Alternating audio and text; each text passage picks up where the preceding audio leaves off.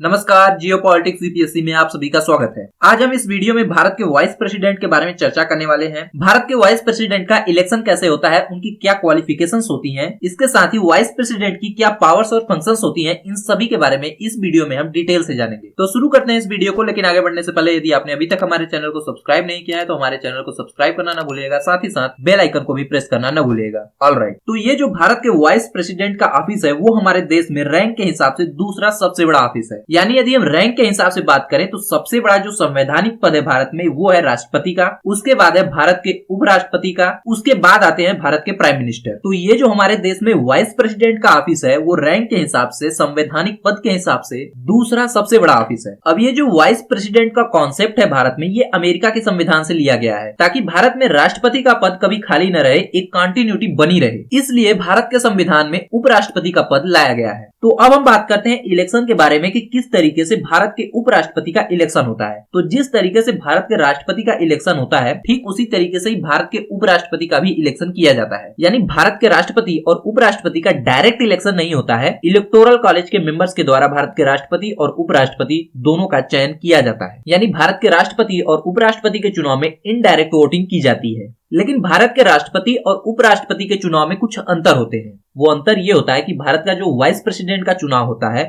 तो उसमें भारत की संसद के दोनों सदनों के सदस्य, यानी लोकसभा के भी और राज्यसभा के दोनों सदनों के सदस्य वोटिंग करते हैं। और वाइस प्रेसिडेंट के इलेक्शन में दोनों सदनों के जो नॉमिनेटेड मेंबर्स होते हैं वो भी उपराष्ट्रपति के चुनाव में अपना मतदान देते हैं। लेकिन यहीं पर यदि हम राष्ट्रपति के चुनाव में देखें तो ये जो दोनों सदनों के, लोकसभा के और राज्यसभा के जो नॉमिनेटेड मेंबर्स होते हैं वो राष्ट्रपति के चुनाव में भाग नहीं ले सकते हैं, जबकि ये उपराष्ट्रपति के चुनाव में भाग लेते हैं। इसके अलावा भारत के उपराष्ट्रपति के चुनाव में जो भारत की स्टेट असेंबलीज हैं, जो दिल्ली और पुडुचेरी यूनियन टेरिटरी की जो असेंबलीज हैं, इनके चुने हुए मेंबर्स भाग नहीं ले सकते हैं। जबकि भारत के राष्ट्रपति के चुनाव में भारत के सभी स्टेट असेंबलीज के इलेक्टेड मेंबर्स और दिल्ली और पुडुचेरी यूनियन टेरिटरी के असेंबली के इलेक्टेड मेंबर्स राष्ट्रपति के चुनाव में भाग लेते हैं। अब भारत के राष्ट्रपति और उपराष्ट्रपति के चुनाव में इतना बड़ा अंतर इसलिए रखा गया, उसका कारण ये है कि जो भारत के राष्ट्रपति हैं वो भारतीय गणराज्य के प्रमुख हैं और भारत के राष्ट्रपति की जो शक्तियां हैं वो केवल केंद्र सरकार तक सीमित नहीं है, बल्कि भारत के सभी राज्यों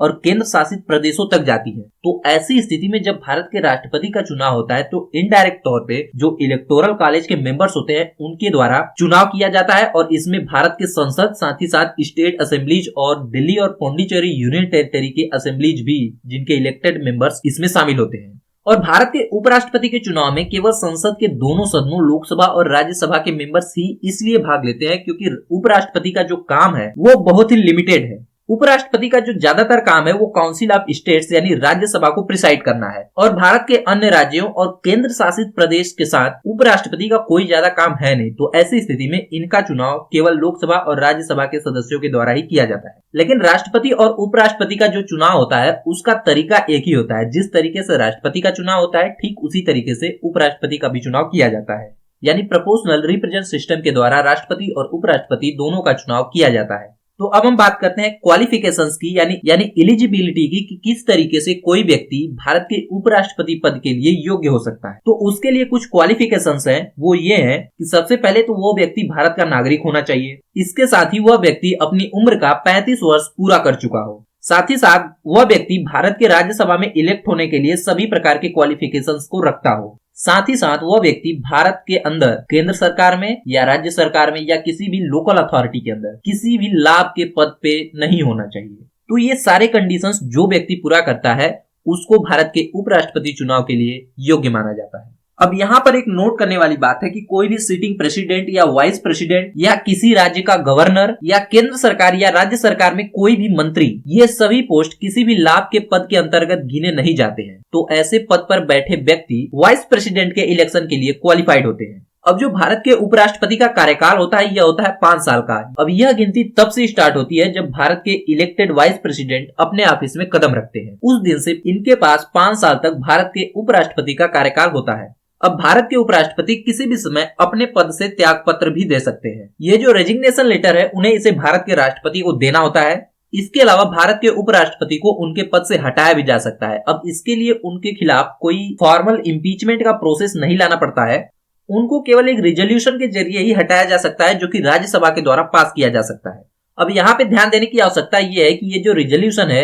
वो केवल भारत के राज्यसभा में ही इनिशिएट किया जा सकता है और इस पर कार्रवाई करने से पहले 14 दिन की प्रियर नोटिस भारत के उपराष्ट्रपति को देनी होती है। और यदि यह रिजोल्यूशन राज्यसभा में 2/3 बहुमत से पास हो जाता है तो इसको लोकसभा में लाया जाता है और लोकसभा में यदि यह रिजोल्यूशन 2/3 बहुमत से पास हो जाता है तो ठीक उसी समय भारत के उपराष्ट्रपति को अपने पद से त्याग पत्र देना होगा, यानी उन्हें उनकी ऑफिस से हटा दिया जाता है। अब एक प्रश्न ये आता है कि क्या हो यदि भारत के उपराष्ट्रपति का जो कार्यकाल है 5 साल का वो पूरा हो चुका हो लेकिन भारत के नए उपराष्ट्रपति का चुनाव न हुआ हो, तो ऐसी स्थिति में भारत के उपराष्ट्रपति तब तक वाइस प्रेसिडेंट बने रहेंगे भारत के जब तक उनके सक्सेसर का चुनाव नहीं हो जाता है। इसके अलावा कोई भी व्यक्ति जो भारत के उपराष्ट्रपति पद के लिए चुना गया है वो फिर से री इलेक्ट हो सकता है, यानी संविधान में इस तरीके की कोई व्यवस्था नहीं है कि कोई व्यक्ति कितनी बार भारत के उपराष्ट्रपति के पद पर रह सकता है। इस पर कोई लिमिटेशन नहीं है, यानी एक बार उपराष्ट्रपति पद पर चुना गया व्यक्ति फिर से उपराष्ट्रपति पद के लिए री इलेक्ट हो सकता है।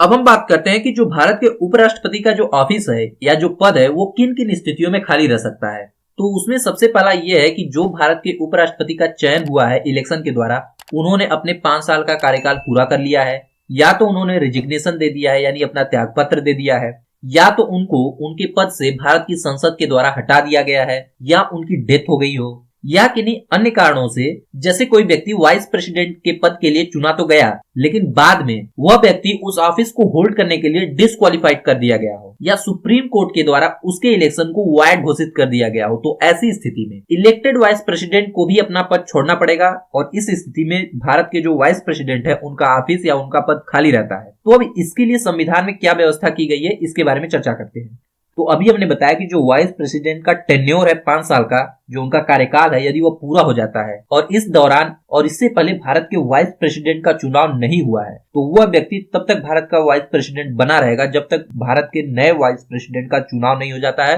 यानी वाइस प्रेसिडेंट के सक्सेसर का चुनाव नहीं हो जाता है, तब तक वह व्यक्ति उस पद पर बना रहेगा। इसके अलावा यदि भारत के वाइस प्रेसिडेंट ने अपना रेजिग्नेशन दे दिया है या उनको रिमूव कर दिया गया है संसद के द्वारा, या उनकी डेथ हो गई है, या किन्हीं अन्य कारणों से, या उनका जो कार्यालय है वो खाली है, तो ऐसी स्थिति में ये प्रावधान है कि जितनी जल्दी से जल्दी हो सके भारत के वाइस प्रेसिडेंट का इलेक्शन करवाया जाता है और ये जो नया व्यक्ति वाइस प्रेसिडेंट इलेक्ट होता है इनका कार्यकाल 5 साल का होता है। यानी ऐसा नहीं है कि यदि भारत का उपराष्ट्रपति रेजिग्नेशन दे देता है या उसको रिमूव कर दिया जाता है या उसकी डेथ हो जाती है उसके कार्यकाल के दौरान ही तो जो नया वाइस प्रेसिडेंट चुना जाएगा उसका कार्यकाल पिछले वाइस प्रेसिडेंट के बचे हुए कार्यकाल के बराबर होगा। ऐसा नहीं होता है, जो नया वाइस प्रेसिडेंट चुना जाएगा उसका कार्यकाल पूरा 5 साल का होगा। इसके अलावा भारत के वाइस प्रेसिडेंट के इलेक्शन से रिलेटेड या अन्य किसी भी तरीके का जो डिस्प्यूट होता है वह केवल भारत के सुप्रीम कोर्ट में सुना जाता है और भारत के सुप्रीम कोर्ट का डिसीजन इसमें फाइनल माना जाता है। तो अब हम बात करते हैं भारत के उपराष्ट्रपति के पावर्स और फंक्शंस के बारे में।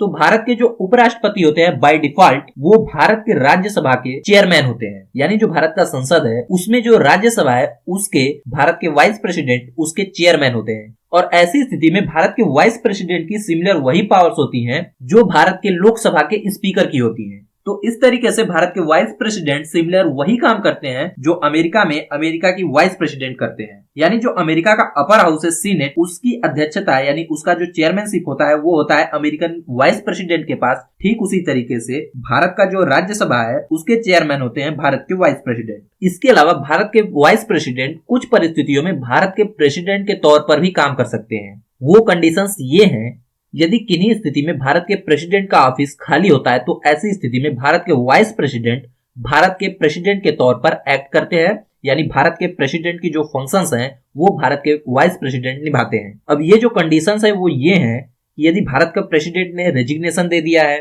या उनको भारत की संसद के द्वारा इम्पीचमेंट प्रोसेस के जरिए रिमूव कर दिया गया है, या उनकी डेथ हो गई है, या उनके चुनाव को वैध घोषित कर दिया गया है, या किन्हीं अन्य कारणों से उनका पद खाली है, तो ऐसी स्थिति में जो भारत के वाइस प्रेसिडेंट होते हैं वो प्रेसिडेंट के तौर पे काम करते हैं और भारत के प्रेसिडेंट के तौर पे ये तब तक काम करते हैं जब तक भारत के नए प्रेसिडेंट का इलेक्शन नहीं हो जाता है। इसके अलावा यदि भारत में भारत के जो सिटिंग प्रेसिडेंट है वो बीमार हो जाते हैं, उसके कारण अपने फंक्शंस को वो डिस्चार्ज नहीं कर पाते हैं, या किन्हीं कारणों से वो अपने ऑफिस में उपस्थित नहीं हो पा रहे हैं और अपने फंक्शंस को डिस्चार्ज नहीं कर पा रहे हैं, तो ऐसी स्थिति में वो भारत के वाइस प्रेसिडेंट को एज ए प्रेसिडेंट के तौर पे कार्य करने के लिए सहमति दे सकते हैं। यानी भारत के वाइस प्रेसिडेंट तब तक भारत के प्रेसिडेंट के तौर पे कार्य करते रहेंगे जब तक भारत के ये सिटिंग प्रेसिडेंट फिर से अपने ऑफिस को रिज्यूम नहीं कर देते हैं। और साथ ही साथ जब तक भारत के वाइस प्रेसिडेंट भारत के प्रेसिडेंट के तौर पे एक्ट करते हैं, तो ऐसी स्थिति में वो भारत के वाइस प्रेसिडेंट के तौर पर एक्ट नहीं कर सकते हैं और भारत के वाइस प्रेसिडेंट का जो कार्यभार है उसको नहीं संभाल सकते हैं, यानी उनके फंक्शंस को डिस्चार्ज नहीं कर सकते हैं। यानी जैसे भारत के जो उपराष्ट्रपति होते हैं वो राज्यसभा के चेयरमैन है, और किन्हीं परिस्थितियों में यदि भारत के वाइस प्रेसिडेंट को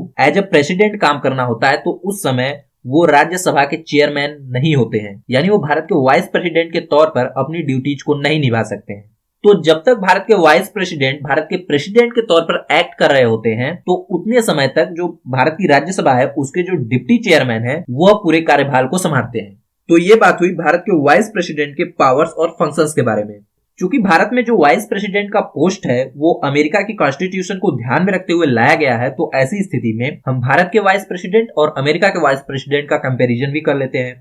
तो भारत और अमेरिका के वाइस प्रेसिडेंट में कुछ डिफरेंस है। वो ये है कि अमेरिका में वाइस प्रेसिडेंट तभी प्रेसिडेंट के तौर पर एक्ट करता है जब अमेरिकन प्रेसिडेंट का पोस्ट खाली हो, और अमेरिका का वाइस प्रेसिडेंट जब प्रेसिडेंट के तौर पर एक्ट करता है तो वो तब तक उस पोस्ट पे बना रहता है जब तक कि उसका कार्यकाल खत्म नहीं हो जाता है। यानी एक बार अमेरिका का वाइस प्रेसिडेंट प्रेसिडेंट बनता है तो वो प्रेसिडेंट ही बना रहता है, वो फिर वाइस प्रेसिडेंट नहीं बनता है। जबकि भारत के केस में ऐसा नहीं है। भारत के केस में यदि भारत के प्रेसिडेंट का पोस्ट खाली है तो ऐसी स्थिति में भारत के वाइस प्रेसिडेंट भारत के प्रेसिडेंट के तौर पर एक्ट तो करते हैं, लेकिन जैसे ही भारत के प्रेसिडेंट का पोस्ट फिल कर दिया जाता है तैसे ही भारत के वाइस प्रेसिडेंट अपने फंक्शंस को डिस्चार्ज करने लगते हैं। अब हम यदि भारत के वाइस प्रेसिडेंट की सैलरी की बात करें तो भारत के संविधान में भारत के वाइस प्रेसिडेंट के तौर पे किसी सैलरी का जिक्र नहीं किया गया है या किसी मेहनताना का जिक्र नहीं किया गया है, बल्कि भारत के वाइस प्रेसिडेंट को उनके राज्यसभा के चेयरमैनशिप के लिए सैलरी दी जाती है। अब आज के समय में भारत के उपराष्ट्रपति को सभी भत्तों को मिला करके टोटल 4 लाख रुपए पर मंथ की सैलरी दी जाती है। इसके अलावा उनको दैनिक भत्ते, सरकारी आवास, मेडिकल ट्रीटमेंट, ट्रेवल और अदर फैसिलिटी सरकार के द्वारा प्रोवाइड की जाती है।